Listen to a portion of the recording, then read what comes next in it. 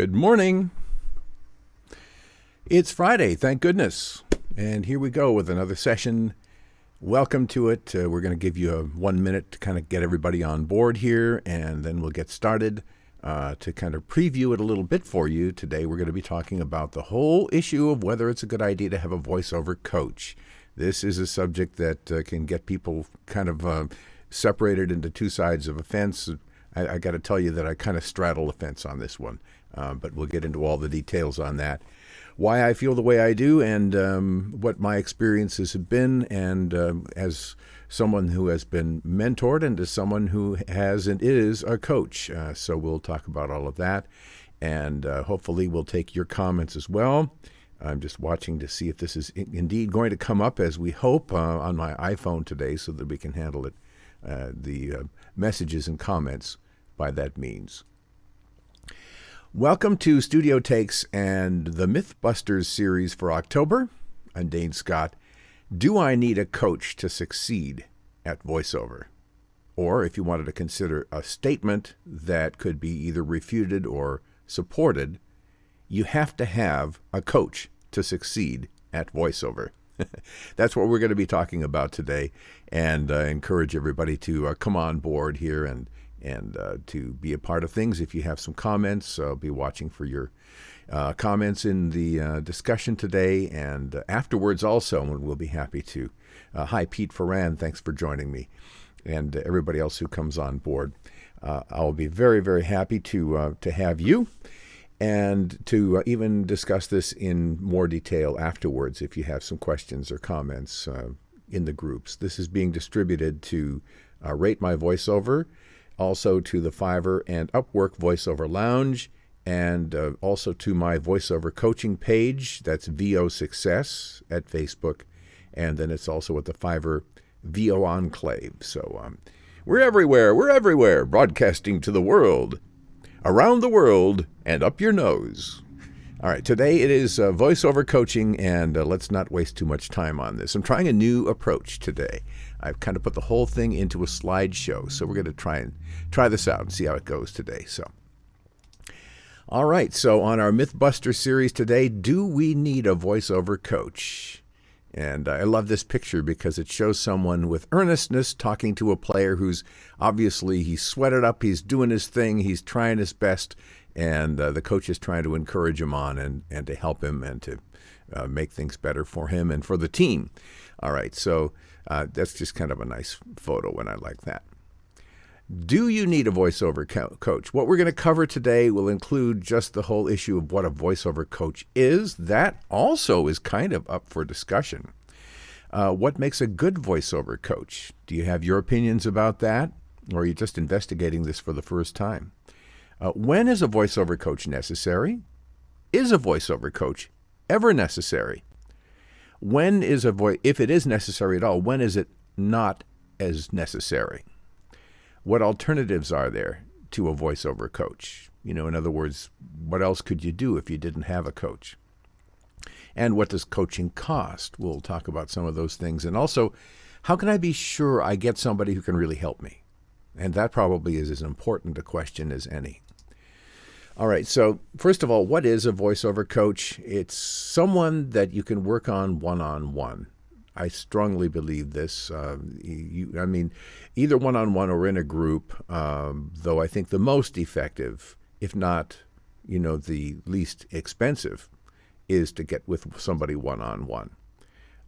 This person can then advise you on setting up your gear and also defining your abilities. These are two very important areas. Obviously, the first thing we think of with voiceover coach is to coach you on doing voiceovers. But the technical setup side is important as well. And you'll notice that we're talking about both defining and developing your abilities here. The coach can help you to kind of get a sense of where you're at presently and where you could potentially go. So there's that. They can also provide insights on marketing, and this may or may not be a part of your experience with a voiceover coach, and part of it is going to depend on what you want from them, I think. So if someone is flexible enough to meet your needs, kind of come at it from where you are, I think that's a good sign of of a good voiceover coach. Do you need one? Well, it kind of depends. I think that it depends in large part on the stage of your career. If you're starting out, I'm going to make a definitive statement and say, yes, I think it is a good idea under those circumstances to have a voiceover coach. I have to turn my volume down on this thing so it doesn't distract me. All right. And hello, Mark, also. Thanks for joining us here. So if you're just starting out, I think it's very difficult to have a perspective. The whole industry is foreign to you. You don't know coming in a lot about it.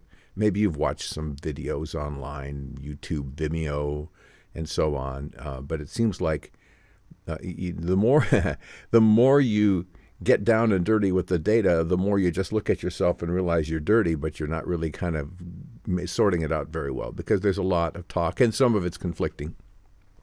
And you end up just coming away from it kind of shrugging your shoulders and saying, whoa, I'm astounded, I'm overwhelmed, I have no idea where to go next. I get those kind of messages sometimes, you know. And so I think that, especially when you're first starting out, it is an excellent idea to get with someone who knows the business, who is capable of identifying what your strengths are. And I'll also say of helping you to identify whether or not this is a career that you ought to be going into. I think there's an honesty element here that needs to be taken into consideration. I don't think that a good voiceover coach is going to string you along. Let me just talk about myself now. When it comes to the level of experience that you have, if you're coming in cold, like I said, it's a tough thing to just dive in, you know, off the deep end into voiceovers. So it can really be helpful. I was in radio for 20 years, and, you know, maybe 5 or 6 years into it, I was already kind of interested in doing, especially commercial voiceovers on the side, and started that. And so I kind of weaned my way into it. I already had gone to broadcast school, so that helped because there was a certain amount of voice training involved there. I had been involved in theater, so I kind of understood some things about using my voice already. And frankly, I pretty much just kind of took off on my own. You know, I didn't have a lot of coaching once I actually started doing voiceover for real, and am pretty much self-taught. That is not something you can always do. Not only is it that you may not be able to have those kind of opportunities that can prepare you for it, but the other thing is some people are more capable of teaching themselves these things than others. That doesn't mean that you're not capable of doing the work, but it can be definitely a help to get a head start. So my radio background helped me there.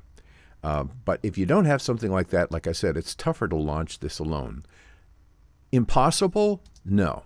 I would say not impossible. What does make a good coach, voiceover coach? Someone who's a good listener, I think, is a huge thing. You know, if they're thinking about, you know, other stuff, what's for lunch, and you just happen to be the last voiceover session or coaching session that they have before lunchtime, you know, you can kind of tell by the tone of someone whether they're really into it with you or not. Are they investing in you, or are you a meal ticket? You know, this is something for real. You need to kind of feel out the person, find out if they are genuine, and if they're concerned, if they really do want to help you succeed, if they want to help you avoid the roadblocks and the obstacles and the snares. You'll sense that, or at least hopefully you will. So a good listener, and also someone with experience. You know, someone that's been doing voiceovers for 2 or 3 years and then becomes a coach. I don't know about that. You know, maybe someone can be really precocious and can do a good job. You know, they've just got great instincts. But I think that experience counts for a lot. And it doesn't hurt to have a decade or more of experience before you start trying to coach somebody else. They also need natural teaching skills. One of the reasons that I like to coach is because I like to teach. Obviously, here I am, you know, doing these sessions which are just gratis that I put up on the internet. And it's because I just love doing it. It's fun for me. I love doing e-learning voiceovers for the same reason. And like I said, they need to have a genuine concern for the student. And here's an important factor. It needs to be somebody you can afford. Yes, you've got to be able to pay the piper. That's one reason why some people will go with a group session approach. A group session, you can learn. Part of the way you learn from a group session is through what other people are learning at the same time. But there's not as much one-on-one. And there's a balancing act there. You're paying less, but you're getting less in a sense because you're not one-on-one with somebody. There are, by the way, options that are online that can either prepare you for coaching, or if you're just strapped, can give you free, essentially kind of like ad hoc coaching without the natural feedback of a real person, someone that can give advice.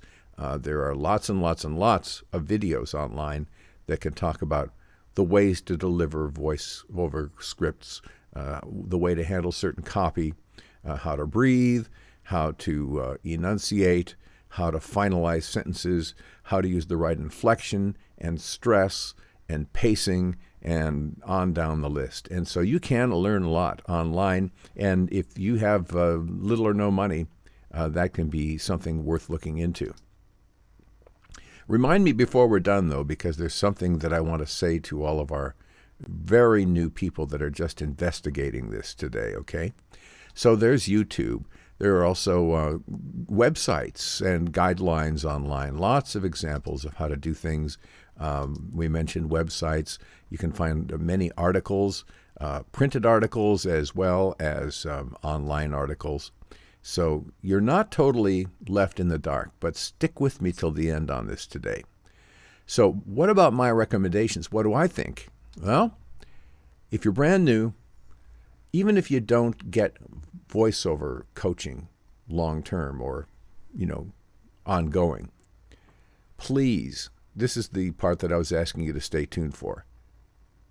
At least get with someone and be assessed.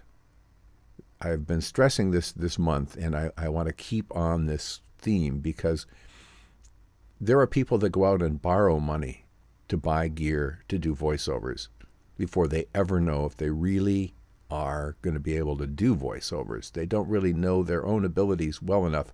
They might have been in some plays in high school, so they think, okay, and their buddy told them, boy, you've got a good voice, you should be doing voiceovers. And based on those things, they've gotten themselves excited. They went out and they bought a mic and equipment and acoustic treatments, and they've gone through all the videos online, and they get themselves all pumped, and they do all of this stuff, and maybe they've taken out a loan before and it can just be heartbreak city. So I don't suggest that you do all of that until you are sure that this is going to be something that you can make a go of.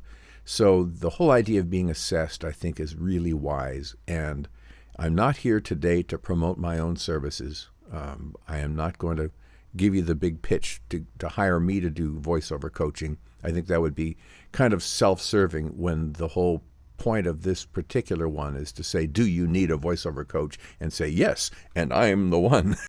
I'm not saying that. I'm just saying this is something that I would like to do for you if you're thinking about this, because it can save you a lot of grief and expense, and it'll just give you a good insight. I can kind of hold up an auditory or an audio mirror to you and be your sounding board. Listen to what you do and give you some feedback and some suggestions. And if I just don't think that you're going to be able to make a go of it, I'm going to tell you so, because it's better that, tough love than to, have to suffer later on because you went way down this road and there you are at a dead end. So yes, if you are brand new, be assessed. Send me a personal message. This is cheap as voiceover coaching goes. It's $50, and we'll take a whole hour together to really go through things. But if you are brand new, the things that you can get through an assessment are an evaluation of your current skills, some talk about the potential prospects that you may have based on where your natural skills tend to go. And if you want to continue then into some voiceover coaching beyond that, we would be setting a trajectory, or you and whoever you're working with would set a trajectory of, whether you want to continue with coaching, at what point it would make sense to get gear, at what point it would make sense to do a demo, so things like that. Now, that's if you're new. If you are moderately experienced, I think that it still can be advisable to have a coach, and the reason is because you still have a way to go. You still, we all do. All right. But let's say that you're moderately experienced. You've been doing some voiceovers for a couple of years. There's still so much that we can develop, especially early on in our voiceover career, to become better, to find new little niches, new little nooks and crannies in our voiceover capabilities that we can add. Or if you want to think of like arrows you can add to your quiver, there's lots and lots of new arrows you can add to your quiver by developing new techniques, and a voiceover coach can really help you with that. So you're able to fine-tune your art and listen to the feedback of someone who has a good ear and who knows something about this stuff. Someone that's been successful in voiceover, they've got a good ear. They're able to tell in their own ear, in their own mind, what things should sound like. And so when they hear somebody else, because they already have these kind of paradigms or algorithms or whatever you want to say in their brain, senses of what the art can do, if they're not hearing that, they can tell you that. They can help to kind of get you to explain. Hello to Mark and to Angela. Thanks for joining us here. And Richard, thanks to you also for being with us today. And they can also assist with problems. Here's another thing. You run into snags. You deal with difficult customers. You get assigned a job and you're not sure what they're looking for. It's like, where are they really going with this? Maybe you've never done this kind of a voiceover before, and you're just kind of floundering. You're feeling nervous, worried. A voiceover coach can be there for you on things like that. And if it's a good voiceover coach, you will have the freedom between sessions to pop them an email or send them a personal message, and they will kindly get back to you and help you out. Answer your questions, reassure you, tell you what this client is probably referring to, that kind of thing. Now, what if, excuse me, what if you're deeply experienced? Maybe you've been doing voiceovers for a long time. I guess I would kind of fall in that category. If time is an indication of deeply, I've been at this for about 45 years. So should people like that be getting coaching? And what I would say to that is it's a judgment call. People who are deeply experienced and who are getting a lot of work, sometimes it's like, I got enough other stuff to think about. And if they are making enough money and they're having fun and they're doing what they need to do in order to be successful, I think a voiceover coach can still be a nice idea. But it kind of depends on whether you have the time and the inclination, and I'll say that I don't. Personally, I just don't. I could spend the time that I'm trying to help other people out, like the time I'm spending right now working with a coach, but I don't. It's just not my inclination to do that. But at the same time, let me say that there is absolutely no shame at any stage in your career in having a voiceover coach. I've heard that James Earl Jones had a voiceover coach. The lady who I did do some kind of mentoring with and who helped me to develop my demo back in the 1980s, who is still doing voiceovers out in New York and, for major like AT&T and, big companies. She has a coach. Okay, so coaches have coaches in a lot of cases. So there's absolutely no shame in having a coach. Many major talents have them. Now, the other thing is, how is the voiceover the coaching being offered? And as I mentioned, you can have one-on-one coaching and also a group session. So those are the two opportunities that are the most common. And then how is it priced? Well, it can start around $60 an hour, and it can go up to $100 or more per hour. And then it's not just a matter of whether it's done per session like that by the hour. You can also book with some voiceover coaches by the month or even by the year. What you're doing in that case is you're kind of obligating yourself to a long-term situation, which you may or may not want to be locked into. So that's a decision you would have to be able to make. So as we wrap up today, yes, I think I can answer it truly can be useful to have a voiceover coach. And I think it can be almost essential if you're just starting out, if you have no background in this area, to have a voiceover coach to not only help you to identify whether your skills are going to be adequate for this, even initially, and what the prospects are for you.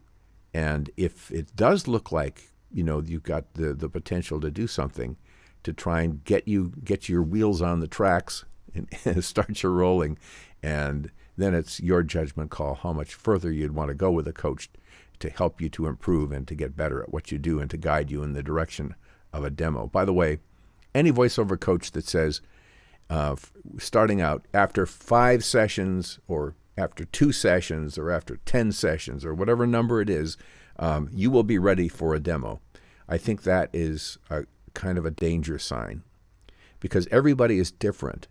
And it's almost like saying after I will guarantee you that after 3 therapy sessions, you will be sane.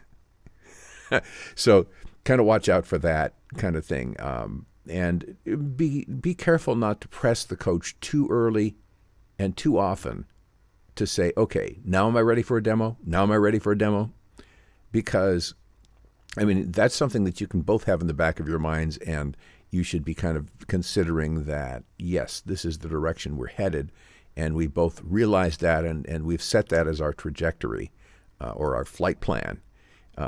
But don't put too much pressure on to try and get to a demo fast, because the voiceover coach will then feel that pressure and try to get you to a demo faster than what they in their conscience feel that you are ready for. And so take into consideration, find someone that you trust, and then go with that.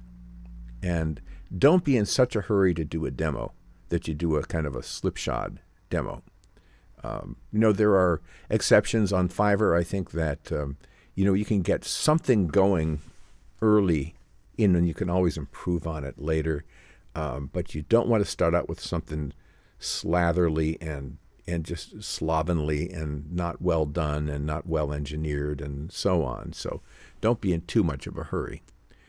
And yes, take advantage of online resources. Don't just figure that the only way that you can get help is by using a coach, because you can supplement that with a lot of information online.